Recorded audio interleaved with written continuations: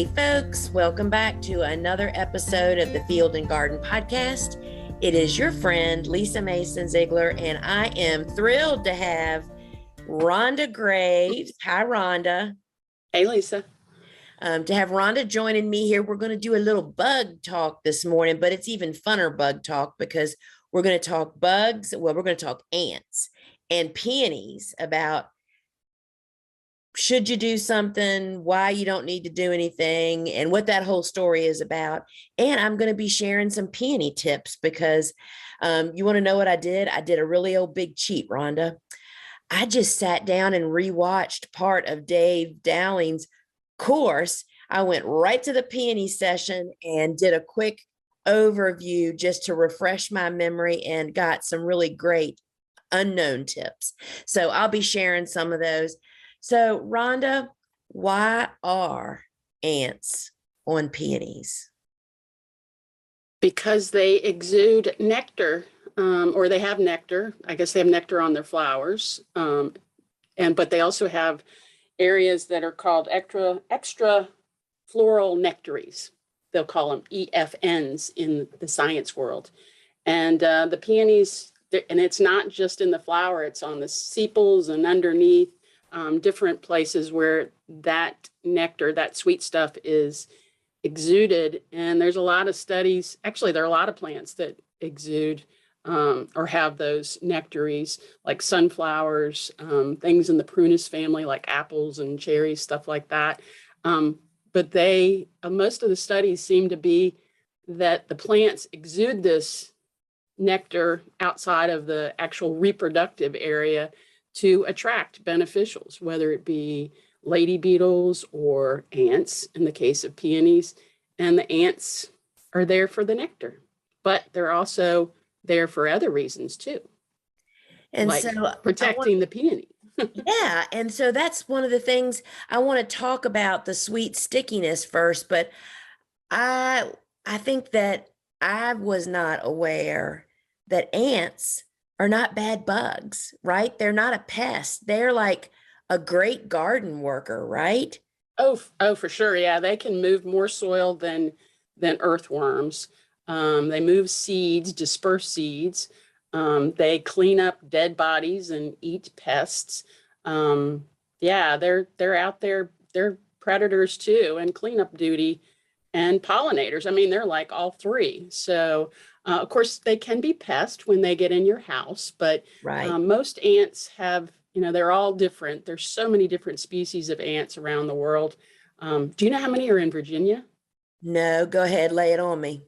Actually, they're working on it right now. They're working on a survey right now. I think they're up to 147 different species, and Wow. 11 of them are non-native. So some of those are the ones that are pests, like fire ants and I think pharaoh ants. I love the names. They have some great names, common names. All right, so that just makes me think of something. So I want us to talk in a minute about the native versus the non-native, because that's the case in many different species, right? But I want to talk just a minute about, because, we have a lot of flower people listening to this podcast. So why do we find ants on peonies, on the buds? And it's because of that stickiness that they excrete, which is nectar. And I was just reading about it, and it definitely washes out. It's, some stuff that you get on your clothes, it just doesn't come off, but peony nectar is not a problem. And it's that nectar, that sweet syrup, that just really brings the ants in. And as flower farmers, we obviously do not want ants on our peony buds. And as Rhonda quickly pointed out to me yesterday, and we were discussing this, most often the ants really come full force kind of later in the maturity of the stems, right? Which, as flower farmers, so let's just talk about, when are we supposed to be cutting peony stems? And that's where, if this is news to you, it's called, we cut the buds while they're in marshmallow stage. And let me just tell you exactly how you, yep, Rhonda's making a pinch. So let me just tell you how that works. So peony season is different than any other season that I've ever experienced on my flower farm. I literally would walk my peony patch 3 times a day. Morning, like at 8 a.m., then like usually right before or right after lunch, and then again at the end of the day, which for me would be about 4 o'clock, because you can't believe how quickly a bud moves in the heat, right? Mm. And our goal, I guess, I was trying to think of what the word is. The point that we want to cut them is if you go out and pinch your peonies right now, and that's what we call it. I'm going to do the peony pinch. You're not pinching them, you're feeling them. You're just pinching those buds, and they're hard as little rocks. And then all of a sudden you're going to pinch one and it's gone soft. It feels like a marshmallow, right? And that's when you cut it. It's before they really open. And that is the perfect stage to cut them. And when you cut them in that stage, you have a minimal amount of nectar excreting at that point, which means less ants. No ants, less ants anyway. Less ants, yeah. I mean, there will be one or two here or there.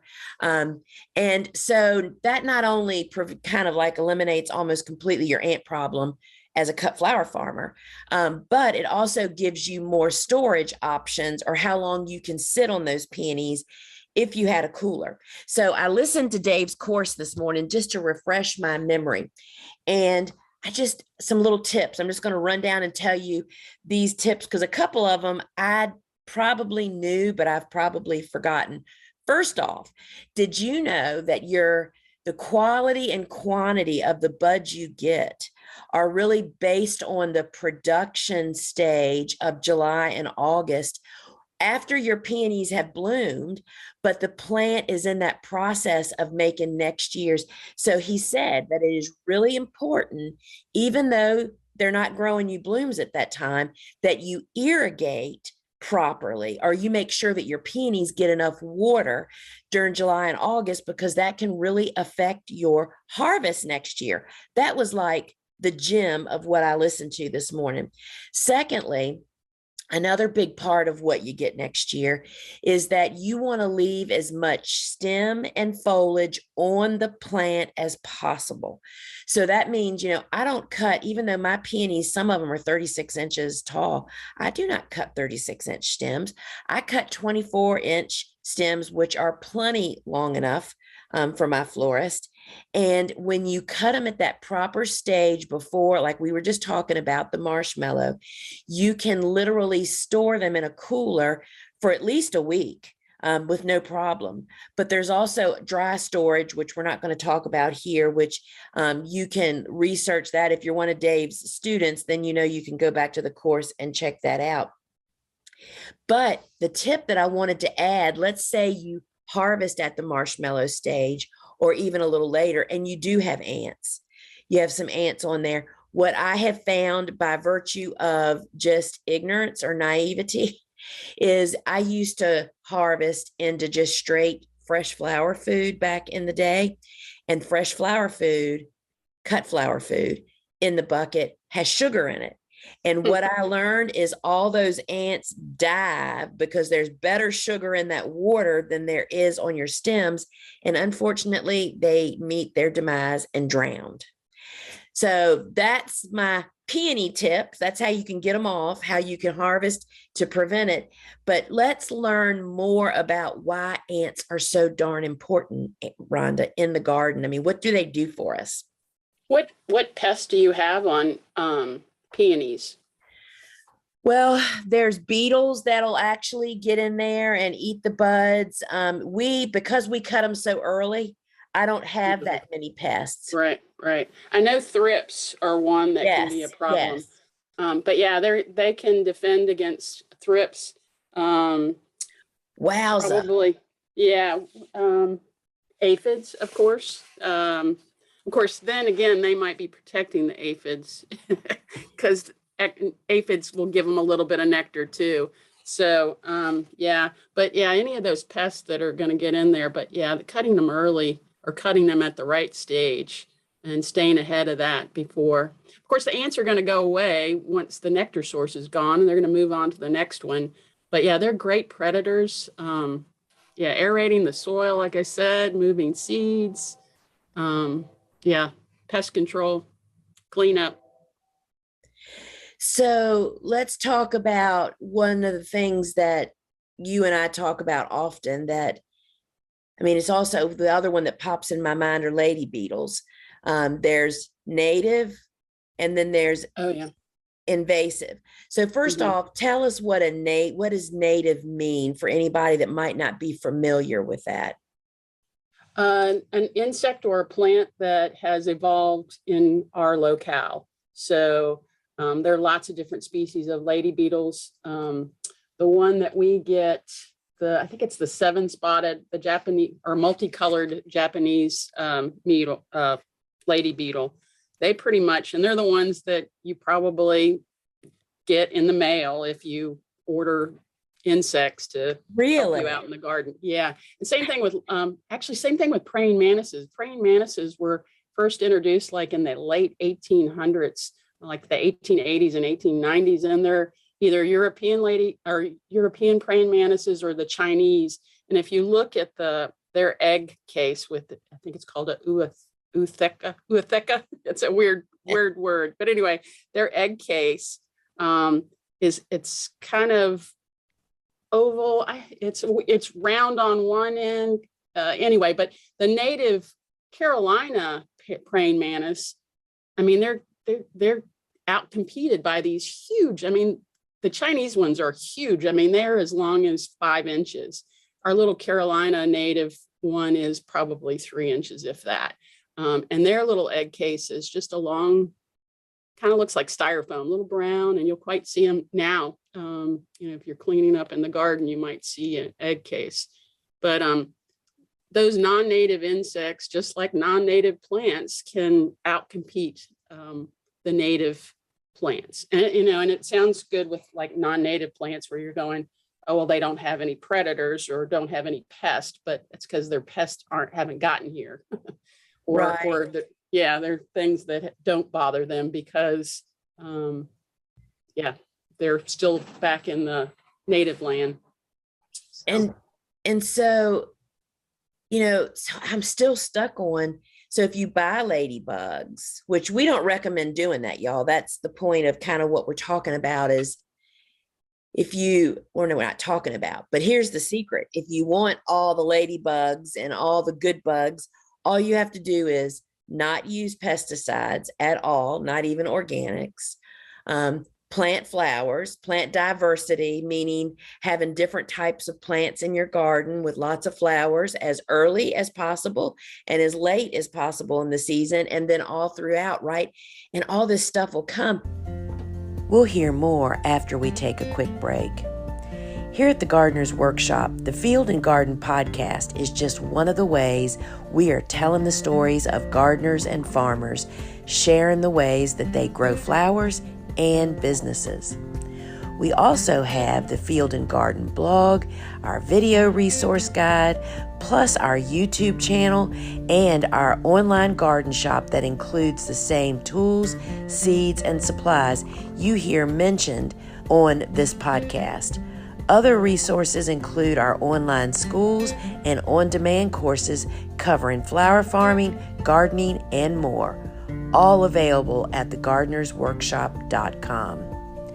Stay in the loop of all the happenings here at TGW by requesting our free weekly e-farm news. It is the front page to the happenings here at TGW. Sign up below or over at thegardenersworkshop.com. So the Japanese lady beetle, wow, that's pretty interesting because they kind of put the squeeze on our native ladybugs, right? They do. There are some species that, we don't have the numbers that we used to. There's actually I think it's lady bird watch. If you Google lady beetles, you'll find, just like the monarchs, there are people that are trying to create habitat and really welcome those lady birds into their gardens. So, and the Japanese beetles are Japanese lady beetles are the ones that end up in your house, kind of like the brown marmorated stink bugs. They're both non-natives, and they just end up, they're really a pest because they end up in your house. And yeah. So the ladybugs, lady beetles, which we call ladybugs affectionately, right? The ones that get in your house are the non-natives. Right. And I mean, is this not just like, I mean, this is kind of that hole that I went down all these years ago when you kind of learn this stuff. It's like, who knew that that giant praying mantis that I thought was the coolest thing ever actually is probably a Chinese praying mantis, and he puts the squeeze on the native ones because they overpower them. Plus, is it not true that non-natives, meaning stuff that's imported, bugs or plants, don't have predators necessarily? So that allows them to spiral out of control, right? Right. Yep. So tell me tell me about some of the jobs that ants do. So you were telling me yesterday, so pollinators, I mean, that makes really good sense because they're moving from flower to flower, right? Right. Theirs is probably more accidental. They don't, some of them have hairs, so they do move pollen around from flower to flower. I think the um, predator and the cleanup crew, the decomposing, is probably their big job.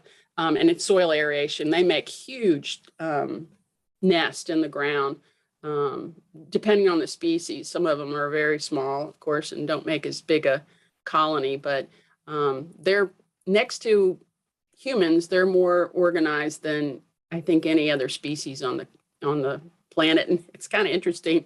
If you took all the humans and put them on one side of the scale and all the ants on the other side of the scale, we weigh the same. It's kind of amazing. There's that many ants compared to that many people. I know that's a lot of ants. So that is of course, more of them are in tropical areas but we have, I think in our state, I think it was, like 150 species. Of course, as you go more tropical, they're going to have more. So there's more in Florida, more in Texas. I feel sorry for the people in Texas because they have some, of course, the fire ants, which are a big problem. And they have one, I think it's called the crazy ant, the tawny crazy ant. So, and fire ants are non-natives, right? We didn't have those naturally. They just showed up. Right. So and we move some of those things ourselves with ants. Like if you buy a plant in Florida, and we have had quarantines. I don't know if we have a quarantine any longer. For Virginia, it was south of Hampton Roads. You weren't supposed to bring plants from below that line and farther north in Virginia. There are places in Northern Virginia that haven't gotten them yet, but because we move plants around and move soil around, that's how they get from one place to the other. So yeah, that is so very, very true. So when you say that ants help with decomposing, what do you mean? So they eat plant material. In some cases, they're like leaf cutter ants that will actually take little pieces of plant. And in that case, they don't really eat it. They'll take it into their colony and they grow fungi. So they're hunter and gatherers and farmers. They actually Isn't that a sweet thought? Yeah, they herd ants. I mean, herd aphids. So they're actually they consider them little farmers. So they protect. I hate to say they protect the aphids, but aphids put out honeydew. So in some ways, if you watch the ants, if you see the ants, see what they're doing, it may be an indicator that you have aphids on your plant, and they're just there protecting the aphids. And in that case, you might want to, give them a little blast of water, or just wait for the lady beetles to come. So it's true, and I'm already forming this thoughts in my mind that ant herders are like people that keep cows. Oh, yeah. You know what I mean? It's the more you learn about different things out in the garden and out in the world, it's like, it is just fascinating as all get out. So the bottom line is that ants are beneficial. We know that we don't want them on our peonies. We don't want them in our houses. Funny enough, when we get ants in our kitchen, 99.9% of the time, all I have to do is walk outside, and the camellia that grows up against the house is touching the house. And there's a little army line of ants coming in. And if we cut it back off of the house, break that contact, it eliminates our problem. You know? Right. So yes, good bugs can become pests when we find them in the wrong places, but oftentimes it is super easy to tweak what we need to do or what we should do or how we should do it to resolve the problem. Cutting peonies at the proper stage minimizes ant presence. Keeping travel sites or travel roads open to ants into our homes could be, there's nothing easier than that. You know, I mean, I can remember, I mean, eons ago when, I used to have a bug man that came, like a lot of people do. We don't do that anymore. And I had a bug guy that just came and did what he was supposed to do. And then I got a bug guy that came and said, well, let's figure out where they're coming in and why they're coming in. And it was like, well, there's a concept, And that's another thing. Oh, well, I read one thing where people are concerned about having peonies next to their house. Apparently I don't know what ant goes to peonies, but apparently it's a different ant that comes in your house. Not all ants will come in your house. Most of them want to live outside. Right. But carpenter ants are a good indicator. People will, let's just spray the carpenter ants, but there's a reason they're coming into your house or into a tree, because they're making a nest in that wet, rotten wood. I mean, if you have wet, rotten wood in your house, don't you want to know about it? They're not eating wood. Now, if it's a termite, you need to address that. But ants and termites are actually pretty easy to tell apart if you look at them close enough. Ants have a waist. They're little wasp waist because they're in that same order with wasps and bees. And their antennae have elbows. Whereas termites don't have a waist. They're kind of look like little cigars, and their antennae are generally straight. And I believe their wings, they have two sets of wings, the termites, and they're both the same size. Whereas ant, when they do have wings, when they're in that reproductive state, whether it be a ant or a termite, when they get wings and they fly, they're out to reproduce. And so if you see things flying around, take a closer look and see if they're just reproductive ants or if they're reproductive termites. And if they're termites, that's when you really got to do something. Yeah. So ants have waists and elbows. Yeah, their antennas are elbowed. Yeah. So that is really, really good to know. And so basically, if you have a carpenter ant problem in your home, that means you have wet, rotten wood. And me being married to the plumber knows how many jobs a week do they do ripping out people's bathrooms because a leak's been discovered that has been going on for years and has rotted the entire floor. That is really, really a big problem. I bet he runs into a lot of ants too in that case. I bet he does. I'll have to ask him tonight at dinner about that. So the bottom line, friends, is that if it's peony season and you're just really freaking out about the ants on your peonies, first off, if you're not a flower farmer, if you're a gardener and you're leaving the peonies in your garden to bloom and be beautiful, the ants are protecting your blooms from bad bugs, potentially. So they are not harming. They're not the ones causing the harm. They're doing their best to keep everybody away because they want the nectar. That's their territorial, right? I mean, that's what they're kind of doing.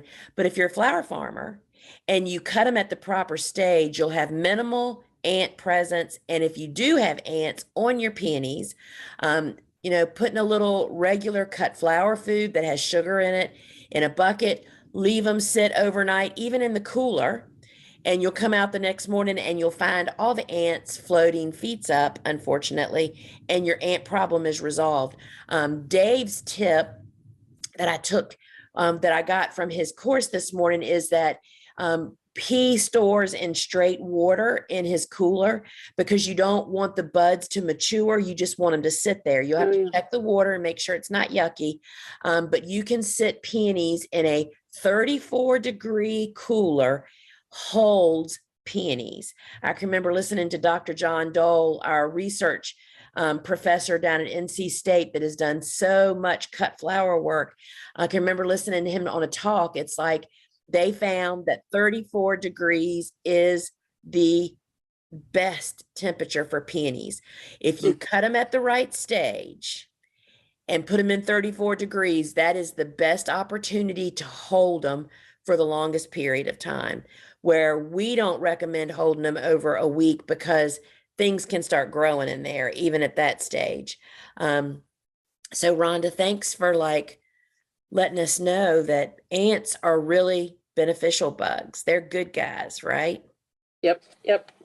And until they get in your kitchen, but then they get in your kitchen, and there's usually a reason they're in your kitchen. That's right. Clean up your crumbs. Clean up the crumbs and look on the outside of your house of how are they getting in, and that can just make such a really big difference. So friends, Rhonda and I love coming and talking about the bug talk with you guys. And if you are enjoying the work we're doing here at the Gardener's Workshop, we would love for you to share this podcast with your friends, subscribe, drop a review. We read them all. And we just appreciate it. And over at thegardenersworkshop.com, we have a resource center. That's where all of our podcasts, our blogs, video guides, all kinds of great stuff, along with our online garden shop, as well as our online courses are over there. And we just appreciate it when you guys come and visit and let us know what you think. So Rhonda, thank you so much for joining me here. Sure. Now go out there and look around and see if you see some ants and see what they're doing. Or any bug. That's where I am actually going to go, is to my peony patch as soon as I get off here and take a look, because we're on the cusp of peony season. All right, friends, until we meet again, ciao. Bye.